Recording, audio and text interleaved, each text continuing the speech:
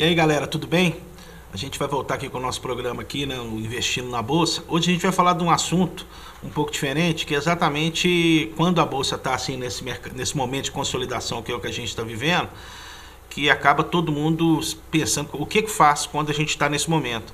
Nessa hora específica, todo mundo acaba correndo para o investimento em renda fixa, que é o que nós vamos falar hoje, né? O renda fixa ou dólar, né, Matheus? Sim. A gente está mais uma vez aqui com a presença do Matheus Nunes aqui, da Bank Rio, né, credenciado da XP, e a gente vai falar um pouco hoje das opções que tem dentro das corretoras de você investir em renda fixa, que é igual você investe no Unibanco, CDI, CDB, enfim, essas coisas.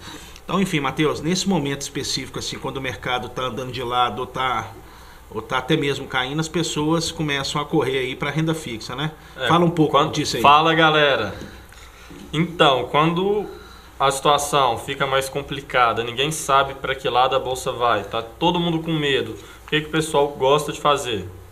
Dá uma acalmada, coloca o dinheiro na renda fixa, talvez até dólar, e espera a situação tranquilizar um pouco para depois voltar aí a montar as posições. Porque normalmente, assim, o pessoal dessa vez não está entrando muito no dólar, porque tem acontecido alguns fatos curiosos, assim, que fogem, assim, até do comum, que você vê o dólar e a bolsa andando para o mesmo lado. Um dia desse eu reparei, caindo o dólar. Normalmente, quando a bolsa cai, o dólar sobe. Essa vez, não sei por qual motivo, assim, eu acho que não entendi bem, assim, porque essas coisas também tem hora que a gente não consegue entender. Mas o fato é que o dólar caiu também, junto. Agora, inclusive ontem começou, deu uma subida boa o dólar, né? Mas a bolsa também subiu. Você vê como é que está curioso o mercado. Então, nesse momento, a gente acaba, eu em especial, com a assessoria do Matheus aqui, através da XP, eu tenho que correr mais para a renda fixa, assim, exatamente para fazer uma proteção do patrimônio, que é a hora que você não corre risco, né? Explica um pouco assim, como é que funciona e quais são as diferenças entre você estar investindo nessa renda fixa na XP, no banco. Explica um pouco disso para a gente, como é que é, quais são as diferenças e se dá realmente para fazer o mesmo tipo de papel quando você está numa corretora que é fazer investimento 100% seguro. Como é que é? Então, nos bancos acaba que o número de possibilidades que você tem, né, Rodrigo, é mais limitado. Você fala de papéis, né, de tipos. Falando em papéis, principalmente na parte aí de papéis de renda fixa, por exemplo, um CDB. No banco, normalmente você vai trabalhar com CDBs do próprio banco, né? Isso restringe aí as possibilidades. Você acaba tendo que ficar com um CDB que vai render menos. Talvez até menos do que o próprio CDI, né?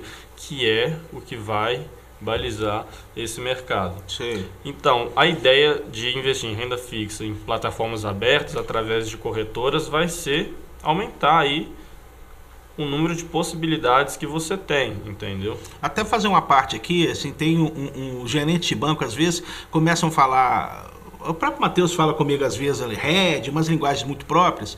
Vocês já devem ter ouvido no CDI. O CDI está pagando 120%, né, do CDI, que eles falam, né? 120% da Selic, né? Normalmente, o que a gente fala? Por exemplo, o CDB tal está pagando 110% do CDI. O CDI, ele é uma taxa de referência, entendeu? Sim. O CDI é basicamente igual aí a Selic, entendeu? E a Selic é, no caso aí, definida pelo governo, entendeu? E a gente usa o CDI para comparar se um CDB é bom ou ruim, entendeu, Rodrigo? Qual que é exatamente a diferença do CDI para o CDB? Então, na verdade, o CDI... ele vai ser, na prática, para não complicar muita situação, o CDI não vai ser um produto, entendeu? O CDI vai ser uma taxa de referência. Sim. Investidores, pessoas físicas, não conseguem investir de fato em CDI. Eles podem até investir em algum produto que busque uma rentabilidade de 100% do CDI, mas o CDI em si, o investidor pessoa física não investe, entendeu? Aí é mais ou menos, e o CDB seria um título o CDB que tem como referência o CDI. Isso, o CDB é um certificado de depósito bancário, então é uma dívida aí que o banco emite e você empresta dinheiro para o banco e boa parte das vezes o valor de taxa que o banco vai te pagar por você ter emprestado dinheiro para ele vai ser aí então o CDI. Então, por exemplo, se o CDI é 6,5%, que é o nosso caso hoje. 6,4% na verdade. Mas se tiver um CDB que paga 200% do CDI, então vai render o dobro, entendeu? Entendi. Então, só para terminar aquela explicação que eu ia dar, o que ocorre muito é o seguinte: então o gerente fala para você, ó, eu pago 98% do CDI, eu pago 110% do CDI, pago 120%. O que ele está querendo dizer é o seguinte: se o CDI é 1, ele vai te pagar 20% a mais. Se ele é 10, ele vai te pagar 12%. Grosseiramente, é a maneira que você tem de ter uma referência se esse CDI que você está fazendo é bom ou não. Seria isso, né? E se você reparar, você aí pergunta para o seu gerente no banco, normalmente o banco nunca passa de 98 ou até mesmo 100, assim, para quem tem um volume maior, assim, que opera. Para mim, por exemplo, acho que eles nunca ofereceram mais do que 100. E já numa corretora você tem aí 115, 120, não é isso? Sim. É claro que, como eu estava falando, de CDB dos 5 maiores bancos, né, do Brasil, na maioria esmagadora das vezes vai ficar assim abaixo de 100% de CDI e a rentabilidade desses CDBs. Então, quando o Rodrigo fala que ele consegue achar fora dos grandes bancos aí CDBs que estão pagando mais de 100% do CDI, isso acontece porque, na verdade, você vai estar investindo em CDBs de bancos menores, entendeu? De bancos médios. E esses papéis todos, só para recapitular, eles são sempre prefixados, assim, prefixados não, eles sempre têm um valor, ele não é essa coisa igual renda variável, igual a gente mexe, né? Eu estou mexendo. É um valor que você vai receber independente se o mercado, na verdade, se o mercado cair muito para baixo de bolsa, fazendo um paralelo, a tendência é ele subir a taxa Selic e a sua rentabilidade, sua renda fixa ficar maior ainda, né? Na verdade, funciona exatamente como o contrário também, né? Quando o país está pior, por exemplo, eu lembro que há 2 anos atrás, meu CDI era 15%, então eu nem pensava em investir na bolsa, por exemplo, né? Então, sim, quando a taxa de juros está muito alta, isso tende a dificultar aí o mercado real, tende a atrapalhar o desempenho da bolsa. E quando a taxa de juros está muito alta, os papéis de renda fixa aí que são fortemente relacionados pela taxa de juros da economia do país, que é os juros que o governo está pagando, né? Então o governo está pagando juros muito altos, as pessoas até mesmo saem, a bolsa fica com um volume menor, exatamente que o cara pensa assim, vou ficar, embora esse ganho é irreal, né? Porque na verdade, se a Selic está alta é porque a inflação está alta, né? Sim. O ganho é sempre mais ou menos a mesma coisa, mas a tendência do mercado é correr para renda fixa, por isso que a bolsa fica com um volume de operação menor. Seria isso ou não? É por aí. Porque se tem aplicação de renda fixa, um título do governo tem risco muito baixo, está te pagando aí 14%, você vai pensar 2 vezes antes de correr um risco de bolsa, sendo que você pode ganhar juros aí de 14%, né? Tá. Então isso desestimula quem quer investir na bolsa. Na bolsa. E aí o volume cai, certamente a pontuação geral da bolsa cai também em função. Então normalmente o melhor dos mundos seja, não necessariamente objetivamente, mas é que a taxa Selic esteja baixa, que aí naturalmente o mercado acaba migrando para a renda variável, né? Porque aí você vai receber uma taxa que está fixada na Selic e acaba quando a Selic está muito baixa. Exemplo, igual os Estados Unidos, eu acho que é 1,5%, 2,5%, não sei. Sim, não tem sentido você pegar colocar 100 mil reais para dar R$1.000 em um ano, né? $1.000 em um ano. É justamente por isso que em mercados como o americano, até mesmo o mercado europeu, que tem a taxa de juros extremamente baixas, as pessoas aí são quase que forçadas a procurarem uma exposição maior na bolsa, porque a renda fixa, a taxa de juros desse país é muito baixa, então seu dinheiro não rende, então você tem que procurar outras alternativas para rentabilizar. Fala pra gente também um pouco agora dessa coisa do tesouro direto, que assim, agora já tá passando a modinha, tá virando fundo imobiliário, né, agora, né? A modinha agora. Mas o tesouro direto ainda tá bem assim, latente, assim. Qual que é a diferença do tesouro direto pro CDI? O Tesouro Direto, ele ficou, acho que essa modinha que você falou, começou muito na época que a taxa de juros estava bem alta, né? Lá em 14%, que é justamente isso que a gente tinha comentado aqui agora. Dava para você ganhar 14% aí ao ano, mais até dependendo do produto de renda fixa, investindo aí no Tesouro. Então, era algo muito, muito interessante. Eu acho que ficou bem mais conhecido com essa época da crise. Mas agora com o advento da Selic baixar, ele já não é um papel tão interessante mais. Não, você tinha perguntado com relação ao CDI. Ao CDI, a diferença do CDI e o Tesouro Direto. Exatamente, né? Então, como eu falei, o Tesouro Direto vai ser uma aplicação, entendeu? Vai ser basicamente uma dívida do governo. Então, você basicamente vai estar emprestando dinheiro para o governo.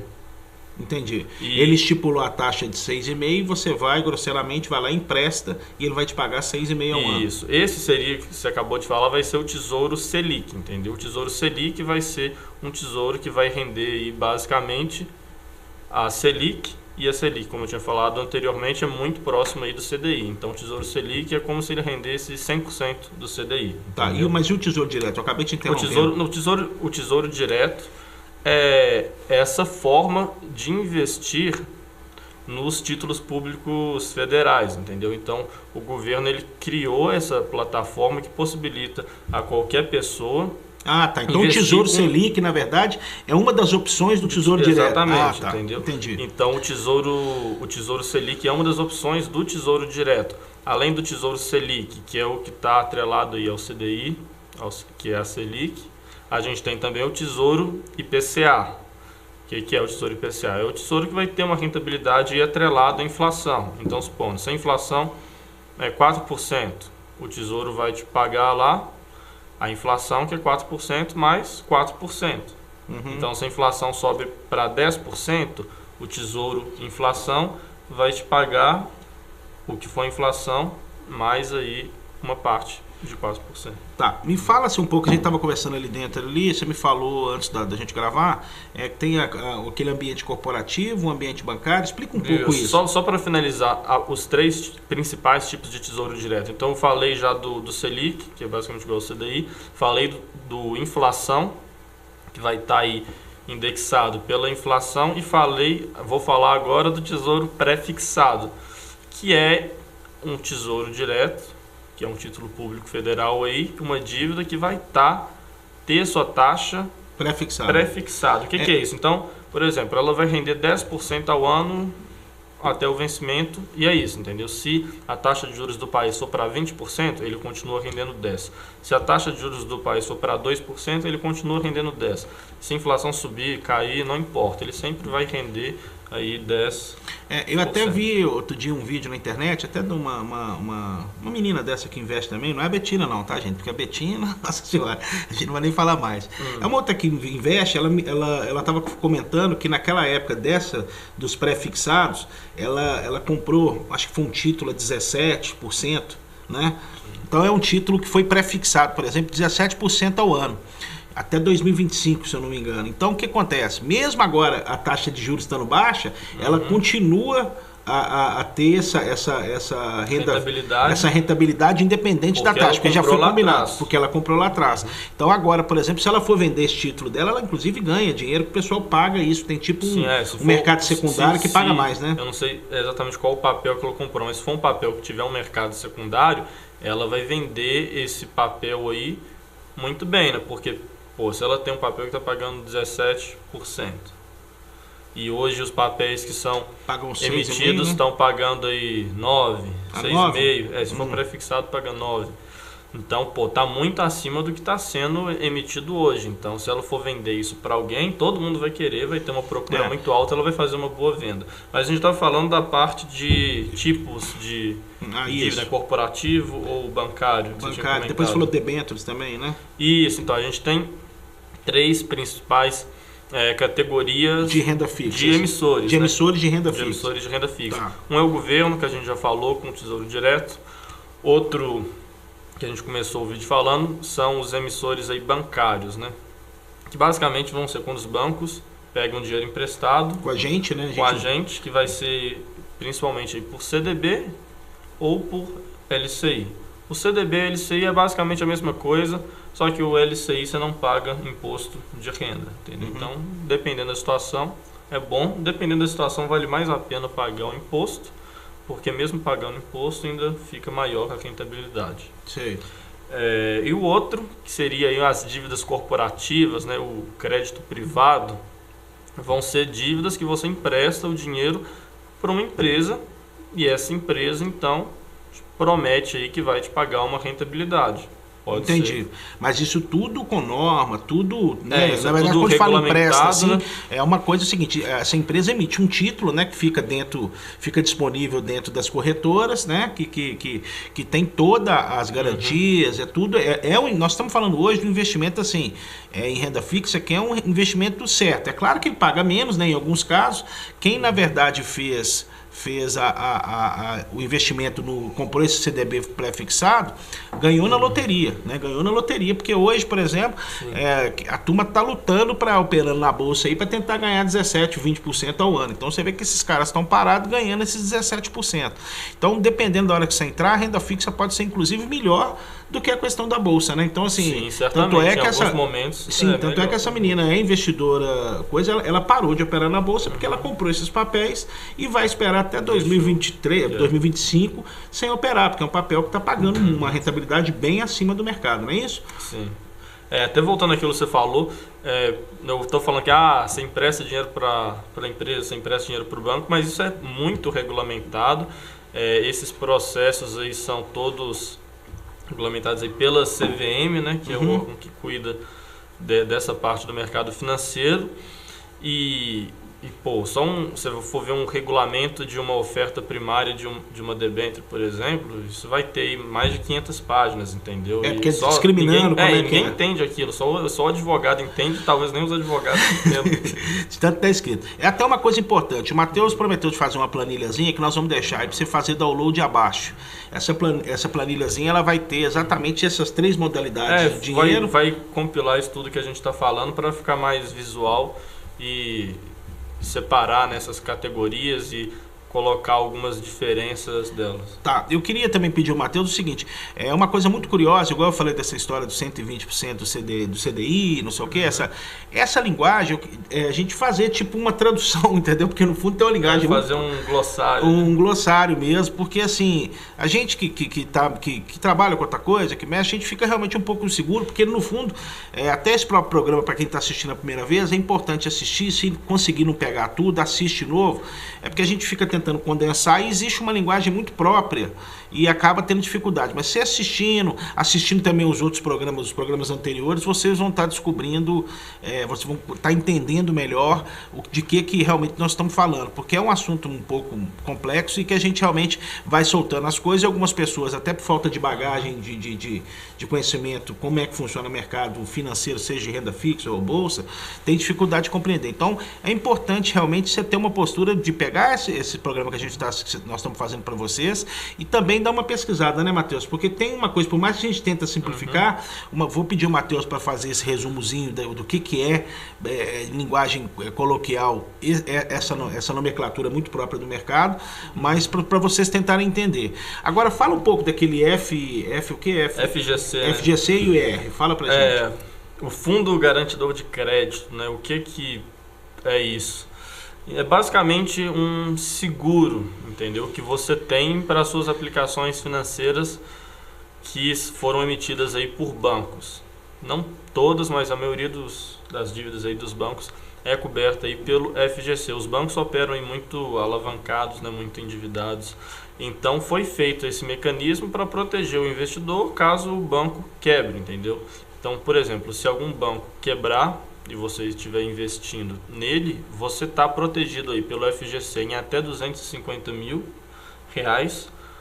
por CPF, por instituição financeira. Então, supondo, se você tiver 200 mil no CDB do Banco Itaú, supondo que o Itaú quebre, nesse caso você vai receber esse dinheiro aí pelo FGC, entendeu? Mas esse FGC é um seguro que tem em cima dessas outras carteiras ou é um título próprio? Não, é um seguro, entendeu? Que toda aplicação que você faz nesses produtos aí cobertos pelo FGC, que são os produtos emitidos aí pelos bancos, o banco meio que contribui para esse fundo. Não, muito bem, entendi. Para proteger o investidor. Então o dinheiro viria desse fundo, que é um fundo privado que foi organizado pelos bancos, e pagam aí os investidores que tinham dinheiro no então banco. É uma forma, quebrou, não é um seguro desses outros produtos, é um produto também, que basicamente ele funciona como seguro, é um produto que funciona como seguro dos outros. Não é bem um produto, é um fundo, na verdade é um fundo de dinheiro, entendeu? Uma organização privada que levantou uma quantidade de dinheiro, que esse dinheiro fica meio que guardado, esperando alguma coisa dar errado para poder aí restituir os investidores caso alguma coisa dê errado, entendeu? Entendi. E aí você tem como colocar dinheiro então nisso e ganhar dinheiro?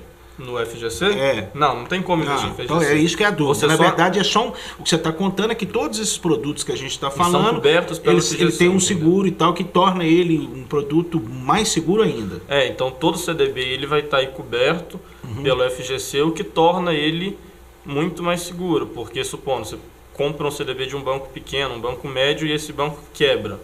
Você vai então... E é comum não vai receber, quebrar? Sim, você não vai receber do banco, mas vai receber do FGC. Assim, não é comum, né? Mas isso acontece quando existe uma crise profunda e tal, uma coisa mais séria, né? Mas tivemos já alguns casos pontuais de banco quebrar, né? Mas não é comum.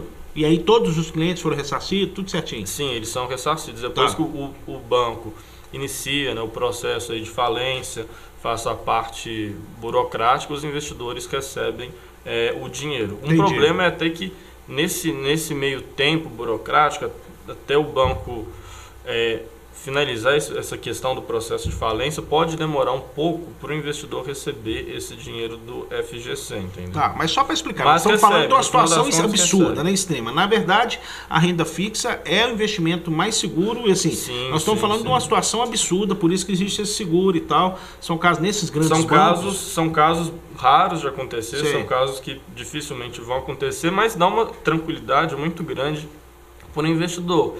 Saber que, por exemplo, talvez o cara tá lá no Itaú, deixa lá 500 mil na poupança do Itaú e acha que está totalmente protegido. Mas, por esse lado, se você for parar para pensar, ele não está totalmente coberto aí pelo FGC, entendeu? Então, por mais improvável, por mais difícil que seja o Itaú quebrar, se acontecer, ele não vai ser coberto aí pelo FGC.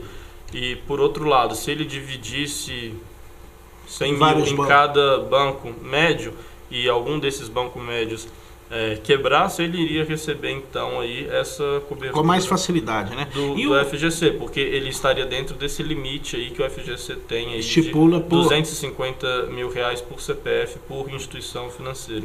Então vamos só recapitular aqui, porque a gente falou de tanta coisa e fica um pouco confuso. Primeira delas aqui é o seguinte: o que ele está falando desse FGC exatamente é um seguro que tem, que eu perguntei para ele se renda fixa tem algum risco. Ele trouxe esse assunto dos riscos da renda fixa, ou seja, são ínfimos, né? Coisa assim minúscula o risco. Mas se ocorrer o risco, né? Se numa situação absurda, deve ter sido, você está falando igual aconteceu com a Grécia, essas coisas absurdas, né? Que aí banco quebrou lá, aquela confusão.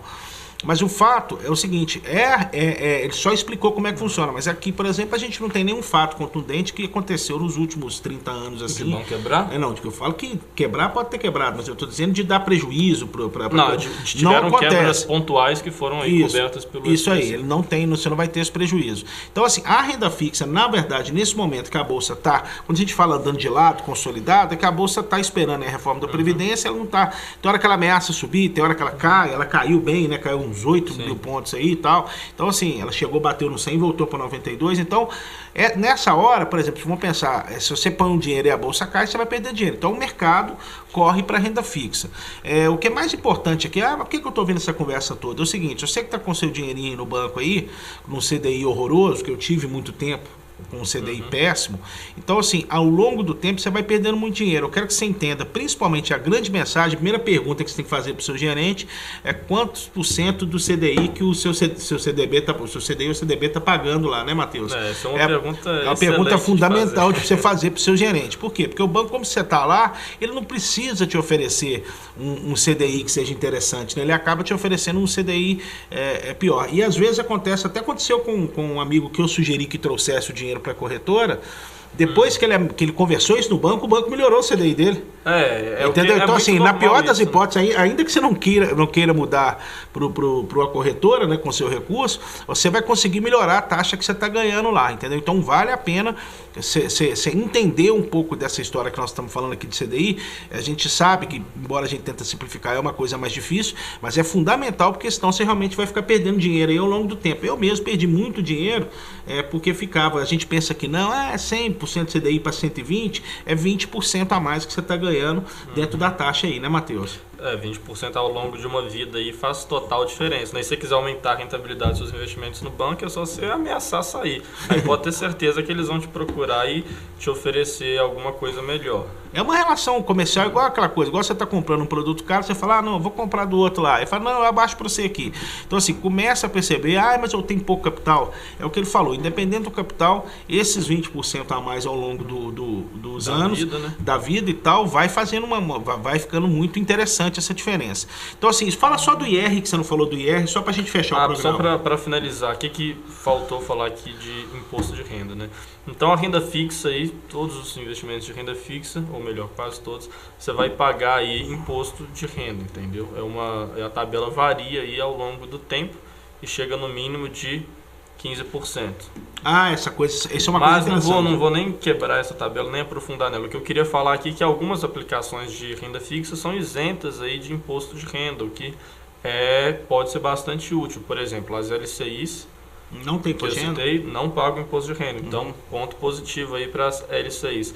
Na parte de crédito corporativo, né, as debêntures incentivadas, que boa parte do mercado são de debêntures incentivadas, elas também não pagam imposto de renda. Então, isso aí é um diferencial que torna essa aplicação muito mais atrativa, entendeu? Entendi.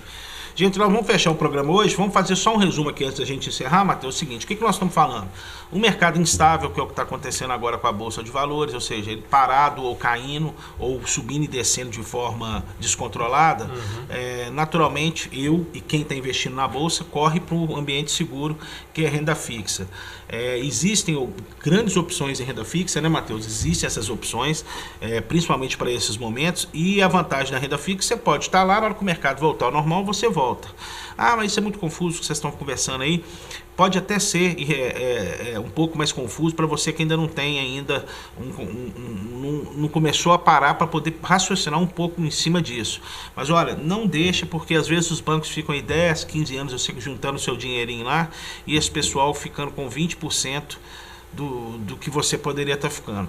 Volta a insistir, não é porque o Matheus é da XP ou tal, eu acho que vale a pena o momento, da agora para frente, a gente com essas opções de corretora, seja XP, seja Rico, Claro, Modal, sei lá, tem umas 20 aí que são excelentes corretoras. Claro não é corretora não, pô. Claro é operadora de telefone. Desculpa, Claro não é, como é que chama aquela? Clear, desculpa, Clear, porque eu tô com esse negócio da Claro na cabeça. Enfim, você tem várias corretoras aí, e é bom você arrumar um assessor, que aí é isso que o Matheus está tentando fazer aqui, explicar. Um bom assessor, se você estiver aqui na região, você dá um toque no Matheus, você vai achar ele aí com o e-mail que tem dele aí sempre passando, ele vai poder te atender. Mas é importante que a pessoa tenha um assessor exatamente para poder mudar, porque quando você fala assim, isso é bobagem, não é. Ao longo de 10, 20 anos, você vai ter perdido muito dinheiro, mesmo ainda que você seja um investidor extremamente conservador que gosta de renda fixa, é importante que você discute, converse com o assessor, que na pior das hipóteses é aquilo que eu falei. O próprio banco vai chegar e vai querer renegociar, que é o que está acontecendo comigo, né? Você vê, hoje eu recebi um convite para ir num jantar do banco, imagina o banco me chamando para jantar, né? Imagina, é porque na verdade eles estão vendo que eu estou tirando meu recurso de lá e estou investindo nas corretoras. Então, assim, pensem nisso, é importante ter um assessor. A gente vai ter sempre a presença luxuosa do Matheus aqui, que é uma coisa que eu sempre falo, que é um profissional da área. Para ele ir dentro daquela modalidade que você escolher, ele vai começar a te explicar e você vai entender aquilo que está mais dentro do seu perfil, do que você quer fazer, seja nesse ambiente totalmente seguro, que é o de renda fixa, ou seja o de renda variável. Para fechar, Matheus. Você até falou dessa questão que parece ser difícil, né? Isso tudo. Na verdade, não é tão difícil. É porque tem linguagem própria, né? É um tanto de letrinha, entendeu? É CDI, CDB, LCI. É muita letrinha, muita sigla, que o mercado financeiro adora, esse tipo de coisa. Mas numa reunião você explica, né? Acaba no primeiro momento ficando confuso, complicado, mas com pouco tempo dá para entender essas letrinhas e fazer aí uma tomada de decisão, alguma melhoria, entendeu? Não é tão difícil quanto parece. Tá certo então, gente. Nós vamos ficar por aqui hoje no nosso programa. Semana que vem a gente vai gravar outra. A nossa ideia é exatamente estar pensando aí em estar ajudando a vocês aqui. Aqui não tem negócio de cobrar, aqui não tem negócio de fazer curso de nada. Aqui, na verdade, sou eu que sou investidor e o Matheus, que é um profissional da área. E a gente vai contando aqui as coisas que a gente está vivenciando. Eu trago aqui as dúvidas que eu tenho, mas cada um tem uma especificidade. Então, assim, procure o seu corretor, estando aqui na região, dá um toque no Matheus, dá um toque um contato aí e vamos tentar resolver cada um dentro da sua necessidade com o corretor para poder tentar agilizar. Beleza? Um abraço aí para vocês aí e dá um tchauzinho para a galera. Abraço, aí, galera. Valeu. Olá, você está assistindo o canal Noticioso. Se inscreva no nosso canal. Clique nesse botão logo abaixo do vídeo. Aproveite também e clique no sininho ao lado para ser notificado assim que publicarmos novos vídeos. Dessa maneira, você sempre saberá dos novos lançamentos do nosso canal. Toda semana, novos vídeos falando, entre outras coisas, sobre cultura, música, cidadania, saúde, finanças, mobilidade e muito mais. Não se esqueça, se inscreva no nosso canal. Grande abraço!